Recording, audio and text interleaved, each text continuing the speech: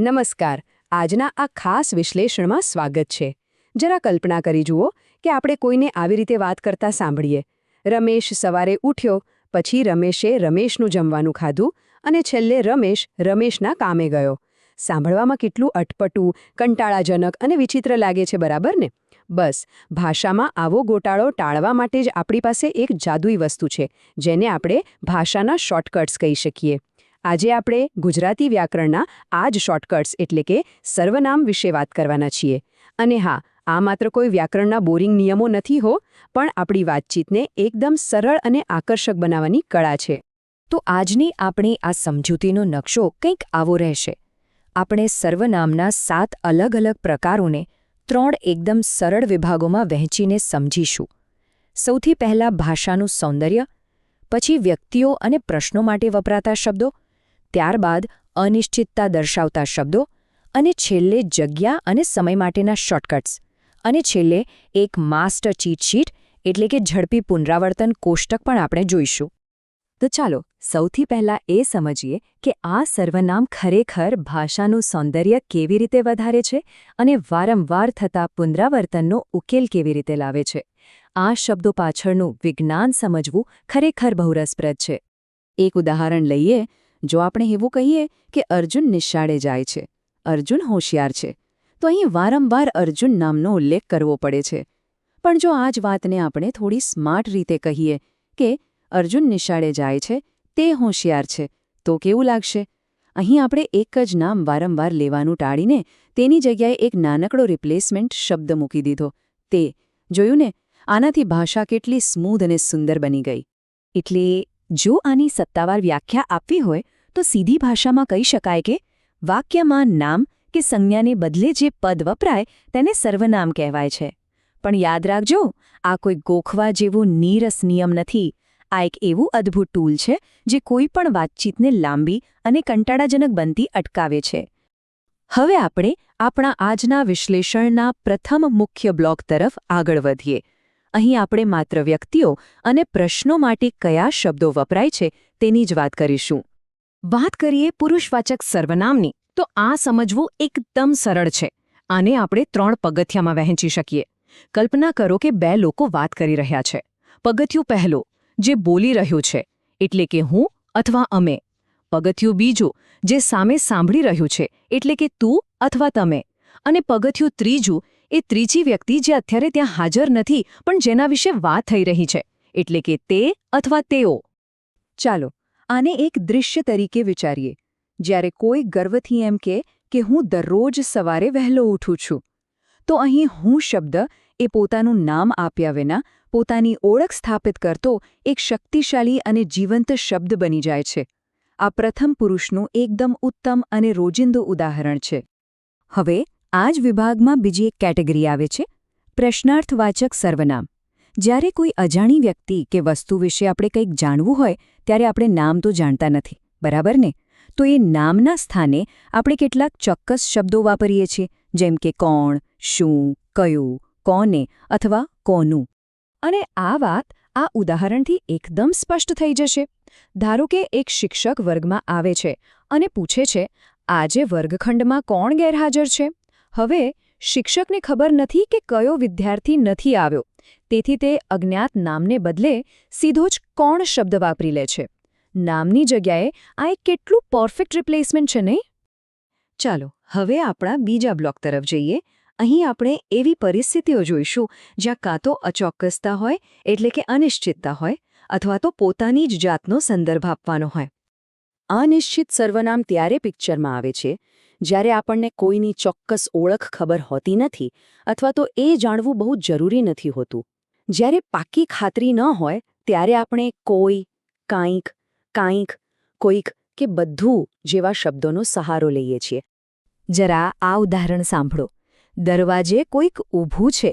આ વાક્યમાં એક નાનકડું રહસ્ય છુપાયેલું નથી લાગતું? દરવાજો ખખડે છે પણ ખબર નથી કે બહાર કોણ છે. કોઈ મિત્ર છે, કોઈ ડિલિવરીવાળો છે કે કોઈ સાવ અજાણ્યો માણસ.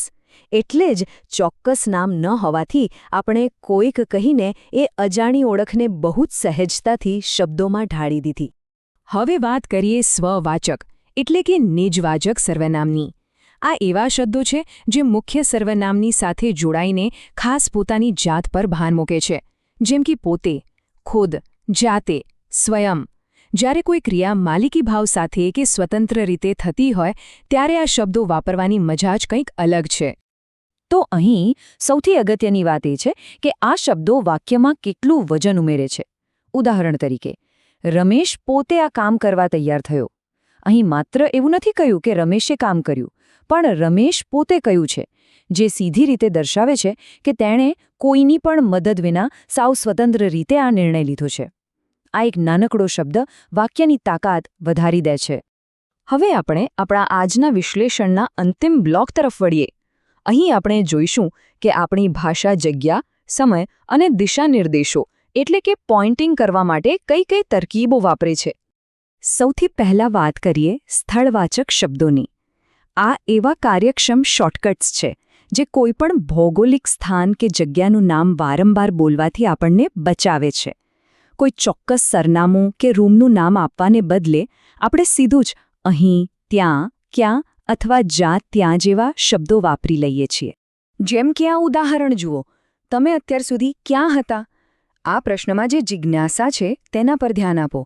આપણે કોઈ ચોક્કસ સ્થળનું નામ નથી પૂછતા, પણ માત્ર એક જ શબ્દ ક્યાં વાપરીને આખી ભૌગોલિક માહિતી માંગી લઈએ છીએ. રોજિંદા જીવનમાં આ કેટલું પ્રેક્ટિકલ છે. બિલકુલ આવી જ રીતે સમયવાચક સર્વનામ કામ કરે છે. કોઈ ચોક્કસ કલાક, વાર કે તારીખ વારંવાર બોલવાને બદલે આપણે અત્યારે, ક્યારે, ત્યારે કે જ્યારે ત્યારે જેવા શોર્ટકટ્સ વાપરીને આપણી વાત એકદમ ટૂંકમાં અને સચોટ રીતે કહી શકીએ છીએ. હવે આ ઉદાહરણમાં સૌથી રસપ્રદ વાત એ છે કે આ શબ્દોની જોડી ભાષામાં કેવી રીતે કામ કરે છે. જ્યારે વરસાદ પડશે ત્યારે મોર ટહુકશે. જુઓ, અહીં જ્યારે અને ત્યારે વચ્ચેનો સંબંધ ભાષામાં એક સુંદર લય અને શરતનો નિર્માણ કરે છે. આ બંને શબ્દો સમયના બે અલગ અલગ બિંદુઓને કેટલી સુંદર રીતે એકબીજા સાથે બાંધી દે છે. અને આ વિભાગનો છેલ્લો પ્રકાર છે દર્શકવાચક સર્વનામ. સાંભળવામાં થોડું વ્યાકરણીય લાગે, પણ હકીકતમાં આ શબ્દો શાબ્દિક રીતે કોઈ વસ્તુ તરફ આંગળી ચીંધવાનું કામ કરે છે. પછી ભલે એ વસ્તુ તમારી એકદમ નજીક હોય કે પછી દૂર પડી હોય, આપણે આ, એ, તે કે પેલું જેવા શબ્દો વાપરીએ છીએ. જેમ કે, આ મારું નવું વિજ્ઞાનનું પુસ્તક છે. અહીં આ નાનકડો શબ્દ આ સાંભળનારનું ધ્યાન તરત જ હાથમાં રહેલી એ નજીકની વસ્તુ તરફ ખેંચે છે. તે સાંભળનારને વર્તમાન ક્ષણમાં અને ચોક્કસ વસ્તુ સાથે સીધો જ કનેક્ટ કરી દે છે. છે ને એકદમ પાવરફુલ ટૂલ? તો ચાલો હવે આપણે અત્યાર સુધી જે કાંઈ પણ સમજ્યા તે બધું એકસાથે કેવી રીતે કામ કરે છે તે જોઈએ. આ આપણા આજના વિશ્લેષણનો ગ્રેન્ડ ફિનાલે છે, એક અંતિમ માર્ગદર્શિકા. અહીં જે ઝડપી પુનરાવર્તન કોષ્ટક છે તે ખરેખર એક સ્ક્રીનશોટ લેવા જેવું છે. આ એક જ ટેબલમાં તમને ભાષાના આ 7 પ્રકારો અને તેના શોર્ટકટ શબ્દોનો આખો સાર મળી જશે. પુરુષવાચક માટે હું કે તમે, પ્રશ્નાર્થ માટે કોણ, અનિશ્ચિતતા માટે કોઈક, સ્વવાચક માટે પોતે અને સ્થળ, સમય કે દર્શાવવા માટે અહીં, અત્યારે કે આ. આ માત્ર એક કોષ્ટક નથી, આ એક સંપૂર્ણ લિંગ્વિસ્ટિક ટૂલકિટ છે જે ગુજરાતી ભાષા પરના તમારા પ્રભુત્વને 100% વધારશે. તો હવે એક નાનકડું કામ કરજો. જ્યારે પણ કોઈની સાથે વાતચીત કરો, ન્યૂઝપેપર વાંચો કે કોઈ પુસ્તક હાથમાં લો, ત્યારે તમારી જાતને એક પ્રશ્ન જરૂર પૂછજો કે આમાં આવા કેટલા અદૃશ્ય ભાષાના શોર્ટકટ્સ વપરાયા છે. આ અદ્ભુત શબ્દો આપણી આસપાસ જ છે, આપણે બસ તેમને ઓળખવાની જરૂર છે. આજના આ રસપ્રદ વિશ્લેષણમાં જોડાવા બદલ ખૂબ ખૂબ આભાર. આવી જ રીતે નવું જાણતા અને શીખતા રહો.